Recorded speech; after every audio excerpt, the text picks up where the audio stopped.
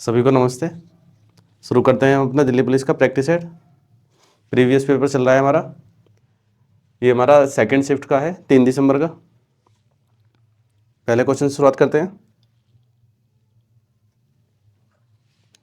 देखो पहले क्वेश्चन में कह रहा है हमसे, कह रहा है Anvesh borrowed a sum of 28,000 from his colleague at 20% simple interest per annum and then he lent it to Sukesh at the same interest but the interest was compounded annually. How much profit will Anvesh make after 2 year? तो अन्वेश को 2 साल बाद कितना profit होगा? अन्वेश ने अपने colleague से लिया है पैसे 28,000 रुपये लिए हैं 20% पर। 28,000 रुपये लिए हैं उसने 20% पर, वो सिंपल इंटरेस्ट पर हैं 2 साल के लिए। लेकिन उसने अपने कलीग आगे दे दिया सुकेश को, वो दे दिए 20% पर ही दिए हैं, लेकिन हैं 2 साल के लिए, लेकिन दिए हैं सीआई पर। तो जो प्रॉफिट होगा वो 2 साल में सीआई और एसआई का अंतर का होगा। तो पहले साल 20% ब्याज मिलेगा उसे, अगले साल 20 रुपये, ये तो हो गया सिंपल इंटरेस्ट। अगर हम 100 रुपये अपनी तरफ से प्रिंसिपल मान लें तो उसका 20% आएगा 20 रुपये, फिर 20%, फिर इस 20% पे जो आएगा 4 रुपये, यही उसका प्रॉफिट बनेगा, क्योंकि ये पूरा तो कंपाउंड इंटरेस्ट है, ये सिंपल इंटरेस्ट है। तो 4% प्रॉफिट होगा 100 पे। हमें बताना है केवल 28,000 पे। तो हमें बताना है कि 28,000 पे 4% कितना होगा। तो 28,000 का 4% कितना होगा? कितना होगा 28,000 का 4%? 112। हाँ 1120। ठीक है, आगे देखते हैं। ये कह रहा है इसमें कि if the price of tea increases by 15% then by what percent should a family reduce its consumption of tea so that its tea expenditure remain the same. यदि चाय की कीमत 15% बढ़ जाए तो एक परिवार को उस चाय की खपत में कितने प्रतिशत कम कर देनी चाहिए कि उसका चाय का खर्च पहले जैसा बना रहे। तो ऐसा देखो, 100 रुपये हमने माना, 15% इंक्रीज हुआ है तो 115 हो गया। अब इस 115 को वापस पहले जैसा करने के लिए कितने की कमी करनी पड़ेगी? तो 15 की कमी करनी पड़ेगी 115 पर। तो बस इसी को पूछ रहा है कितना परसेंट है। तो कटिंग करेंगे 3/23, तो 300/23 बनेगा। तो परसेंटेज टेबल में स्पेशल इसकी वैल्यू लिखवा रखी है याद करने के लिए, क्योंकि ये परसेंटेज आती है बहुत। तो इसकी कटिंग करेंगे हम, ये बनेगा 23 तेरियम 299 1/23। तो 13 गुणा 23 हमें याद रखना है, आता रहता है 13 गुणा 23 होता है 299। तो ऑप्शन हमारे पास बन गया बी। तीसरा क्वेश्चन हम देखते हैं। ये कह रहा है the ratio of the income of A and B 5:8। A और बी की जो आय है उनका अनुपात दे रखा है इसने हमें 5 और 8। ए और बी की आय का अनुपात दे रखा है 5 और 8।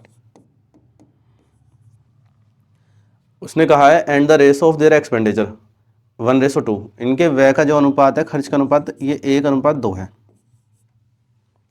कह रहा है यदि बी के खर्च का 80% ए की आय के बराबर है, if 80% of B's expenditure is equal to A income, यानी कि बी के जो खर्चे हैं अगर उसका आप 80% निकालोगे, देखो ये हमारे पास इनकम है, ये एक्सपेंडिचर है, जब आप इसका 80% निकालोगे तो वो हमारा ए की इनकम आनी चाहिए। तो या तो हम अपनी तरफ से कोई डिजिट एकदम से सोच पाएँ कि जो 5 बन जाए इसका 80% आने पर। अगर हम डिजिट नहीं सोच पा रहे हैं तो आप सीधे ऐसा माने कि इसके साथ एक्स चल रहा होगा, इसके साथ वाई चल रहा होगा, तो आपको एक्स और वाई की वैल्यू निकल जाएगी डायरेक्ट। कैसे? अगर आप देखें बी का जो व्यय है वो 2y है, 2y का अगर आप 80% निकालते हैं 4/5, यही बोला है उसने। यदि बी के खर्च का 80% बराबर हो जाएगा ए की इनकम, ए की इनकम हमारे पास 5x है, तो यहाँ से एक्स और वाई की वैल्यू आ जाएगी। तो हमें ज़्यादा सोचने की जरूरत नहीं पड़ेगी, x/y या फिर y/x कुछ भी कर सकते हैं। तो y को धर ले गए हम, ये हो गया 8/25। तो हमारे पास आ गई वैल्यू x की 8 और y की 25। तो x की वैल्यू 8 है तो ये होगा x की वैल्यू 8 है तो 5×8 40, और यहाँ होगा 8 × 8, ये होगा 64। ठीक, अब 25 वैल्यू y की आई तो ये होगा 25, और ये 2 y की वैल्यू 50। अब हमारे पास x और y दोनों की वैल्यू आ चुकी हैं। उसने पूछा है then find the ratio between the saving of A and B. A और बी की सेविंग का रेशो पूछा है, तो माइनस कर देंगे इनकम में से एक्सपेंडिचर, तो यहाँ होगा 15 और यहाँ माइनस करेंगे तो 14। तो हमारे पास इनकी सेविंग का रेशो आ गया 15:14। ठीक, एकदम से ध्यान नहीं आती, हम डिजिट का सोच सकते हैं, हालांकि 200 मानते हैं हम इसे तब कर सकते थे, लेकिन वो भी टिपिकल पड़ जाता। क्वेश्चन नंबर 4 कह रहा है it travel a certain distance by car at a speed of 90 km per hour and return to the starting point at a speed of 40 km per hour while riding a scooter. What was his average speed during the entire journey? तो हमसे average speed पूछी है, जाने की और आने की distance दोनों बराबर हैं, तो हमारे पास एवरेज स्पीड का फॉर्मूला याद होना चाहिए, 2xy upon x plus Y होता है। तो यहाँ पर x और y बता रहा है स्पीड को, तो ये 2 गुणा 90 गुणा 40 बटे हो जाएगा 130, 0 से 0 कट जाएगी, ये हो गया 9 चौक 36 नहीं 72, 720 बटे हमारे पास है 13। तो आप देखो ये 650 प्लस 70 है, तो आप इस भाग करोगे 13 से और इसे भाग करोगे 13 से, ये आ जाएगा 50 और ये आ जाएगा 5 से ही 5 बटे 13, तो 50 को हो जाएगा 55 से ही 5 बटे 13, या फिर डायरेक्ट भाग कर लें 13 से, 13 पंजे 65, 13 पंजे 65, फिर 5 बटे 13 बच जाएगा, ठीक है, 55 से ही 5 बटे 13। फिफ्थ क्वेश्चन देखते हैं, ये कह रहा है the volume of A right angle circular cone is 1078। तो एरिया जो होता है, वॉल्यूम जो होता है शंकु का आयतन होता है 1/3 पाई आर स्क्वायर एच, ठीक है। उसने बोला है if the area of its base is, हमारे पास दे रखा है 13154 154, जो हमारे पास बेस एरिया है, जो कोन का बेस एरिया हमारे पास बनता है वो हमें दे रखा है इसने 154। तो देखो कौन है, अगर हमारे पास कौन दे रखा है, कौन का जो बेस होता है वो होता है सर्कुलर, सर्कल का एरिया होता है पाई आर स्क्वायर, ये हमारे पास पाई आर स्क्वायर होगा, और जो इसका वॉल्यूम होता है हमारे पास वो होता है 1/3 पाई आर स्क्वायर एच। अगर हम पाई आर स्क्वायर की वैल्यू रख दें इसमें, भाई इसके बराबर हमें दे रखा है 1078, अगर हम पाई आर स्क्वायर की वैल्यू रख दें यहाँ पर 154, तो एच की वैल्यू आ जाएगी डायरेक्ट, यही उसने हमसे पूछा है। तो हमें रखना है 1/3 गुणा पाई आर स्क्वायर 154 गुणा एच हमें बताना है, और ये पूरे की वैल्यू हमें दे रखी है 1078। अब आप देखें 15 सत्ते होता है 105 और 7 चौक होता है 28, कट गया 7 बार पूरा, तो 7 बार पूरा कटेगा, एच की वैल्यू कितनी आ जाएगी, 3 की गुणा कर देंगे, तो एच बराबर आ जाएगा हमारे पास 7 या 21, ठीक, तो एच की वैल्यू हो गई 21। कह रहा है ए shopkeeper sold a book at it 14% profit, यानी कि एक दुकानदार एक बुक को 14% के लाभ पर बेच रहा है। If he had sold it for 54 रुपये मोर, अगर वो 54 रुपये ज्यादा में बेचता है, यानी पहले 14% लाभ हो रहा था, अब 54 रुपये ज्यादा में बेचेगा तो लाभ बढ़ जाएगा पहले से। उसने बोला his profit earn would have been 20%, जो उसका प्रॉफिट है वो 20% हो गया है। देखो 14% से 20% लाभ होने का मतलब है 6% ज्यादा होना, जबकि उसने ज्यादा कितने करे, केवल 54 रुपये। उसने बोला what is the purchase price of that book, हमारे हिसाब से 6% बढ़ाया गया उसका, उसने बोला है केवल बढ़ाए 54 रुपये, तो 6% 54 के बराबर है, तो 1% किसके बराबर होगा, और 100% निकालना है, 100% किसके बराबर होगा 900, तो उसका जो परचेज प्राइस है वो जाएगा 900। कह रहा है 30 people complete a certain work in 15 days working 8 hour a day, 30 आदमी जो है एक निश्चित काम को 8 घंटे करते हुए 15 दिन में कर सकते हैं। In how many days 40 people complete the same work working 6 hour a day, कह रहा है उसी काम को कराना है हमें 40 व्यक्ति प्रतिदिन काम करें और 6 घंटे काम कर रहे हैं, तो कितने दिन में करेंगे। तो देखो मैंडेज आवर को ही बराबर रखना है, कभी कभी हमारे पास ऐसे नंबर होते हैं जो कट जाते हैं डायरेक्ट, आप खुद देखो 4 और 6 गुणा होगी 240, ठीक है ना, और अगर आप देंगे 30 और 8 ये भी 240, तो 15 आ तो रहा है आंसर, दोनों कट जाएंगे, तो हमारा आंसर तो सीधे सीधे 15 आ जाएगा। लिख लेते हैं इसे डायग्राम में, ये कह रहा है 30 आदमी काम कर रहे हैं 8 घंटे और वो भी 15 दिन तक, और वही काम हमें 40 व्यक्तियों से कराना है, वो भी 6 घंटे, कितने दिन में करेंगे, दिन पूछ रहा है। तो आप देखो ये 8 थी 24, ये 6 चौक 24, कट गया पूरा 15 ही आंसर था। ये कह रहा है इफ एनी 8 डिजिट नंबर, ये 8 अंकों को कोई नंबर दे रखा है हमें, कह रहा है with minimum value of y is divisible by 72, ये नंबर में 2 चीज मिसिंग है, x और y, इसमें हमें कहा है कि 72 से डिवाइड हो रहा है, और इसमें y मिनिमम लेना है, हमें मैक्सिमम नहीं लेना है, तो हमें वैल्यू पूछी है find the value of 2x plus 5y का अंडर रूट। तो आप देखो 3 4 बिल्कुल 2 3 4 2 x 1 8 y और 6, ये 72 से डिवाइड है, 72 मतलब 8 और 9, तो 9 का तो रूल होता है डिजिट का सम होना चाहिए, तो हमें 8 से देखना है, तो 8 के लिए यहाँ पर y आ रही है, तो y को मिनिमम लेना है, तो 8 एकम 8 तो पूरा कट गया, यहाँ पर 16 बना सकते हैं, और 16 के बाद क्या बना सकते हैं हम यहाँ पर 5 भी ले सकते हैं 56, फिर यहाँ पर 9 भी ले सकते हैं 96, यानी 40-40 के गैप पे चलता है, ये भी ध्यान रखना है हमें। तो मैक्सिमम पूछता तो हम डायरेक्ट 40 के गैप पे 9 चले जाते। तो यहाँ पर आगे हमारे पास y की वैल्यू 1, तभी तो बनेगा। तो y की वैल्यू हमारे पास आ गई है 1। अब डिजिट का सम जो होना चाहिए वो 9 का टेबल होना चाहिए, तो 9 का टेबल बना लेते हैं। जहां जहां 9 का टेबल उसे हटा देंगे। देखो 8 और 1 9 हट गया, 6 और 3 9 हट गया, 4 2 6 और 1 7 है, तो 7 में कितना जोड़े वो 9 से कट जाए 2, तो हमारे पास x की वैल्यू भी आ गई 2। बस हमें इसमें रख देना है। इसने हमसे पूछा है √2x + 5y।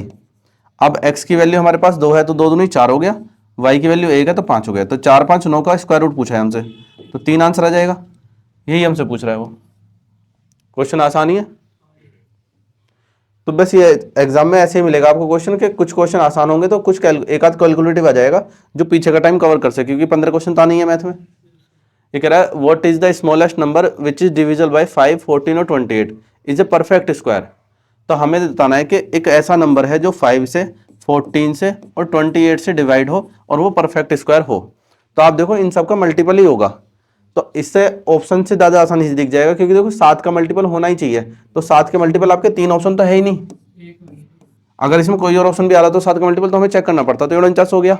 लेकिन अगर आपको 2-3 ऑप्शन मिल जाए तो आपको क्या करना है, इसमें आपको इनके फैक्टर कर लेने हैं। यहाँ पर 5 का फैक्टर है और आगे 5 का फैक्टर नहीं है, हमें परफेक्ट स्क्वायर बनाना है, तो 5 का एक फैक्टर अपनी तरफ से लेना पड़ेगा। तो हम इसमें 5 की मल्टीप्लाई अपनी तरफ से कर देंगे, तो हो गया 5 का स्क्वायर। यानी कि जो जो नंबर आ रहा है अगर वो स्क्वायर है तो उसे ऐसे ही रखना है, अगर वो स्क्वायर नहीं है तो उसे स्क्वायर बनाते चलना है।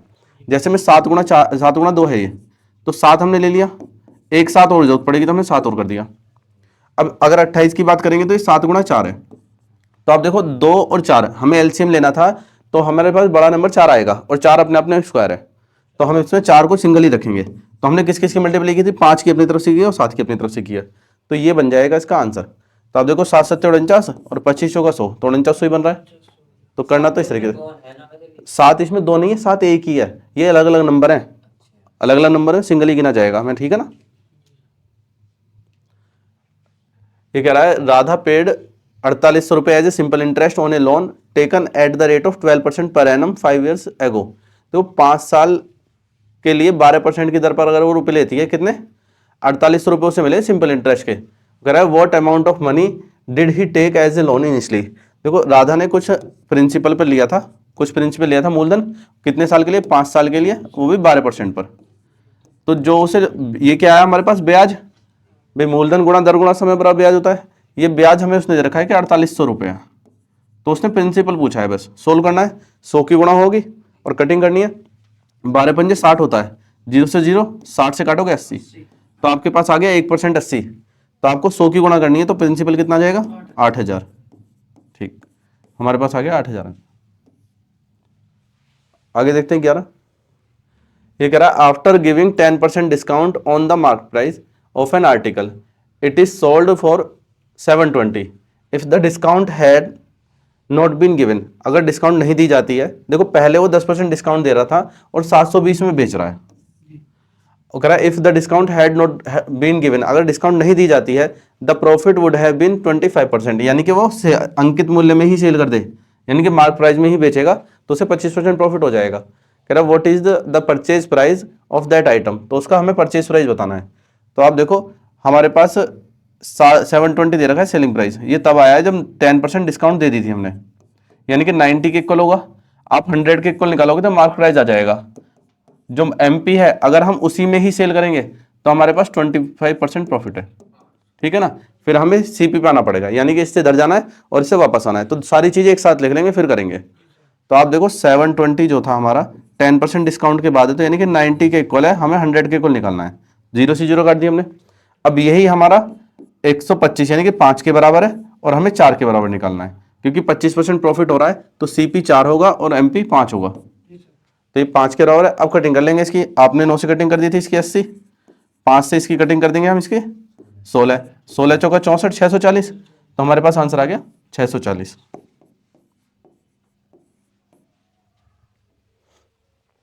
क्वेश्चन नंबर 12 कह रहा है इसे सोल्व करना है हमारे पास। आप देखो अंडर रूट है 1296 और पॉइंट में एक्स, यहाँ पर एक्स है, तो इन दोनों की मल्टीप्लाई करो तो एक्स स्क्वायर बनेगा, यानी कि इन दोनों की मल्टीप्लाई भी करनी है और एक्स स्क्वायर करना है, तो अंडर रूट करना ही करना है।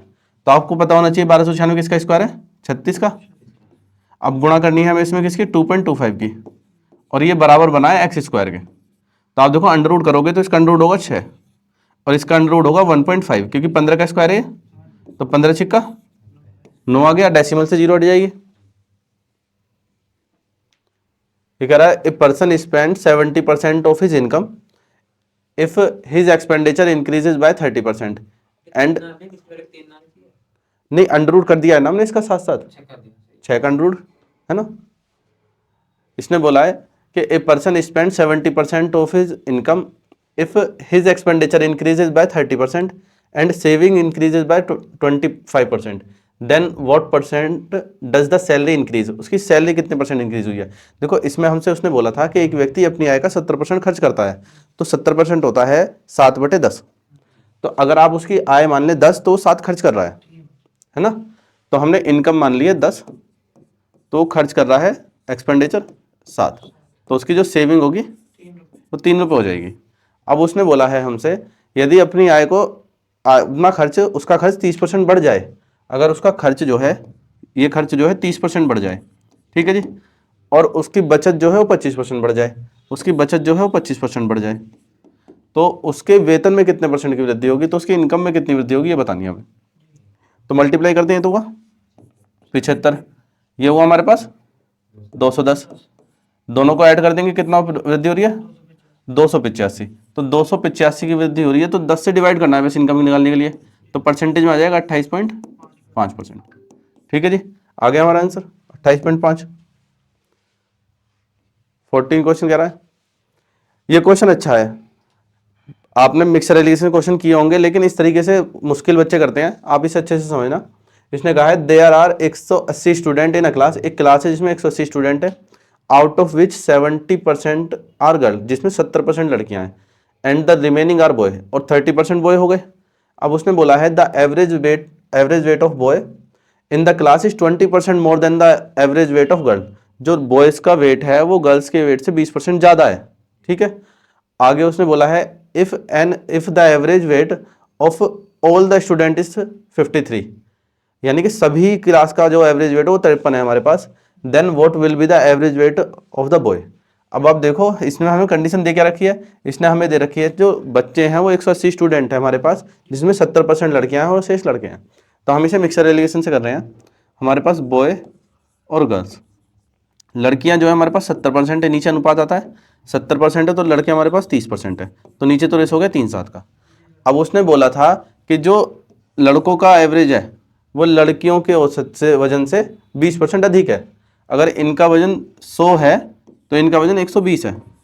ठीक है, अब आप इसमें 5 से 6 भी कर सकते थे, लेकिन ये सवाल उलझ जाता।